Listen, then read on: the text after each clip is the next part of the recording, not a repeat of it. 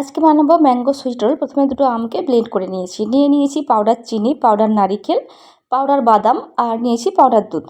প্রথমে গ্যাসের উপরে কড়াই বসিয়ে দিয়েছি, তার মধ্যে দিয়ে দিচ্ছি আমের পাল্প, তার মধ্যে দিয়ে দিচ্ছি পাউডার নারকেল। গ্যাসের ফ্লেমটা এখন আমি অন করিনি। দিয়ে দিচ্ছি পাউডার দুধ আর পাউডার চিনিও দিয়ে দিলাম। দিয়ে খুব ভালো করে মিশিয়ে নিয়ে গ্যাসের ফ্লেমটা অন করে নিয়েছি। তারপর 20 মিনিট জাল করে নিয়েছি। 20 মিনিট পর দেখুন হাত দিয়ে এইভাবে দলা পেকে আসবে, তখন এটাকে নামিয়ে রাখতে হবে। তারপর ভেতরের লেয়ারটি তৈরির জন্য দিয়ে দিচ্ছি পাউডার দুধ, পাউডার বাদাম আর পাউডার চিনি। দিয়ে খুব ভালো করে এটিকে মিশিয়ে নেব। খুব ভালো করে মেশানোর পর অল্প একটু দুধ দিয়ে এটিকে মেখে নিতে হবে। পুরো ভিডিওটি দেখাতে পারলাম না। পুরো ভিডিওটি দেখার জন্য ভিডিওটির নিচের দিকে রেড অ্যারো চিহ্নটির নিচে ভিডিওটির লিঙ্ক দেওয়া থাকবে, আপনারা চাইলে দেখে আসতে পারেন। আমার রেসিপি যদি আপনাদের ভালো লেগে থাকে অবশ্যই একটি লাইক দেবেন, সম্ভব হলে চ্যানেলটি সাবস্ক্রাইব করতে পারেন আরও নিত্য নতুন ভিডিও পেতে।